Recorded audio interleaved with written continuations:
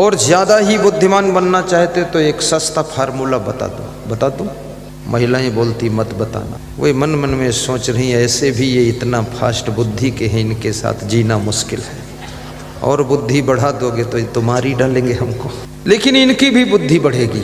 बहुत अच्छा फार्मूला है वो, ये है बुद्धिमान बनने का सहज फार्मूला। बुद्धिमान भी बन जाओगे, धनवान भी बन जाओगे। चलो एक गीत गाता हूँ, फिर बताता हूँ, बहुत बुद्धिमान हो जाओगे। मैं इसका प्रयोग किया हूँ। मैं जब साधु बना था तब हमारे हाथ में 2 बुद्धि रेखा थी, अब इस समय 4 बुद्धि रेखा है, डबल कर दिया मैंने। जब साधु बना था तो 2 भाग्य रेखा थी, अब इस समय 8 भाग्य रेखा है।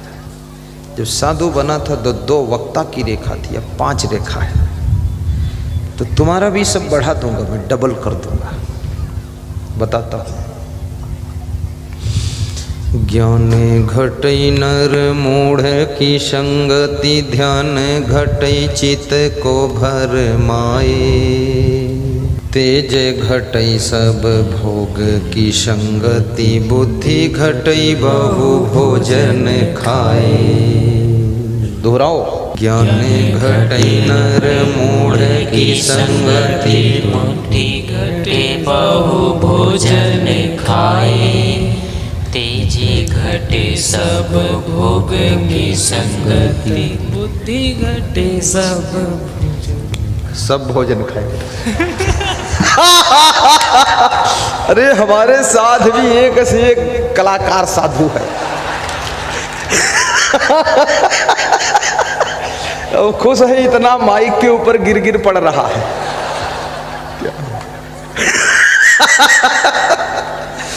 मैं इसीलिए चुप था कि देखें बुद्धि घटी की बढ़ी है।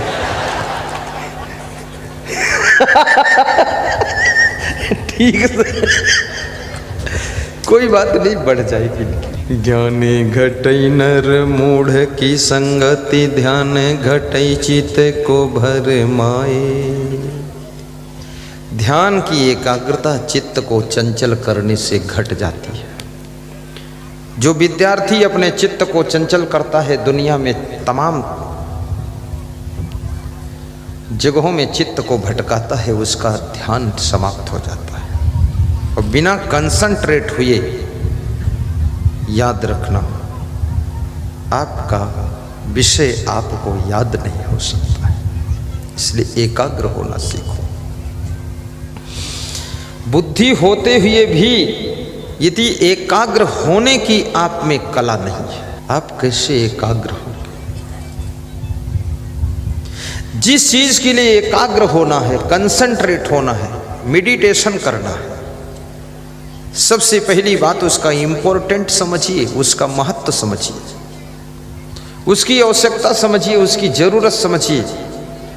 और जब किसी भी चीज का महत्व तुम्हारे दिमाग में बैठ जाता है और किसी भी चीज को प्राप्त करने की महत्वाकांक्षा आपके अंदर जागृत हो जाती है, तो आपका मन, आपकी बुद्धि, आपका चित्त उसी चीज में एकाग्र हो जाता है और दिन रात उसकी याद करते हो।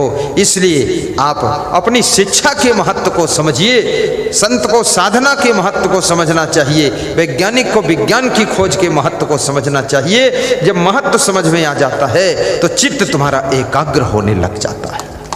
इसलिए महत्व समझिए। ज्ञान घटई नर मूढ़ की संगति, ध्यान घटई चित को भर माए। तेज घटई सब भोग की संगति, बुद्धि घटई बहु भोजन खाए। तेज घटई सब भोग की संगति, बुद्धि घटई बहु भोजन खाए। आज लोग तेजस्वी बहुत कम है।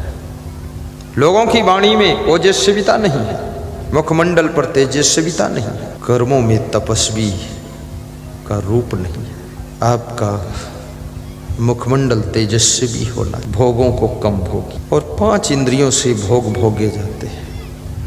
आँखों से उन दृश्यों को मत देखिए जिससे आपकी दृष्टि तेजहीन हो जाती है। कानों से वह शब्द मत सुनिए जिससे आपका जीवन निस्तेज होता है। शब्दों का भी प्रभाव होता है। ऐसे ऐसे शब्द हैं जो आपके तेज को छीड़ कर देंगे। इसलिए उन शब्दों को मत सुनो जो आपके तेज को छीण करते हैं। तेजस्वी बनने के लिए सत्संग के शब्द सुनो। महिलाओं को भी तेजस्वी होना चाहिए, पुरुषों को भी तेजस्वी। कर्म ऐसे करो कि तुम्हारे कर्म तुमको यशस्वी बनाते हैं। साधना ऐसी करो कि तुम्हारी साधना तुमको तपस्वी बना दे। वाणी ऐसी बोलो कि आपकी वाणी ओजस्वी होनी चाहिए। म्याऊं म्याऊं ही हो। कितने नेता लोग भाषण करते हैं, कोई दम नहीं है। क्यों? जिसके कर्म में दम नहीं होती है उसकी भाषण की भी दम खत्म हो जाती है। पहले कर्मों में दम होना चाहिए, चरित्र में दम होना चाहिए। चरित्र, कर्म और स्वभाव जब ये दमदार होते हैं तो आपकी वाणी भी दमदार हो जाती है। चरित्रहीन लोग, भ्रष्ट लोग, चोट्टा लोग ये क्या दमदार बोलेंगे? ये डरे हुए हैं अंदर से, ये सोच सोच कर बोलते हैं, क्योंकि ये फंस जाते हैं खुद ही बोलकर, अपने बोल में फंस जाते हैं। लेकिन जिनका चरित्र निर्मल है, मन पवित्र है, उनको सोचना नहीं पड़ता बोलने के लिए। वो जो बोलते हैं वो शास्त्रोक्त हो जाता है, जो बोलते हैं वो सुनने लायक हो जाता है, जो बोलते हैं वही सबकी जिंदगी के चलने का मार्ग बन जाता है। ये ओजस्वी वाणी होती है। आज बहुत बुद्धिमान बनने का फार्मूला बताऊंगा, जो मैंने अपनाया है वही बताऊंगा। ज्ञान घटई नर मूढ़ की संगति, ध्यान घटई चित्त को भरमाए। चित्त को चंचल करने से शांति भी नष्ट होती है, इसलिए अपने चित्त को एकाग्र रखना चाहिए। जो महिला चित्त को एकाग्र रख करके रोटी बनाती है तो उसके भोजन में विलक्षण स्वाद रहता है।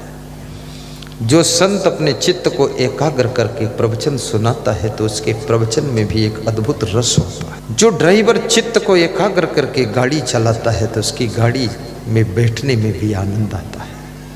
चित्त की एकाग्रता तुम्हारे कार्यों के रिजल्ट के प्रभाव को बढ़ा देती है।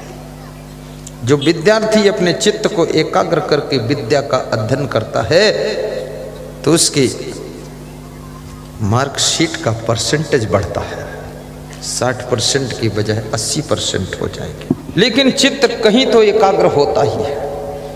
इस समय ज़्यादातर लोगों का चित्त तो मोबाइल में एकाग्र हो जाता है, कई लोगों का टीवी में एकाग्र होता है, कई लोगों का फिल्म में एकाग्र होता है। जो किस्मत वाले हैं उनका चित्र प्रवचन में एकाग्र होता है, गुरु दर्शन में एकाग्र हो जाता है।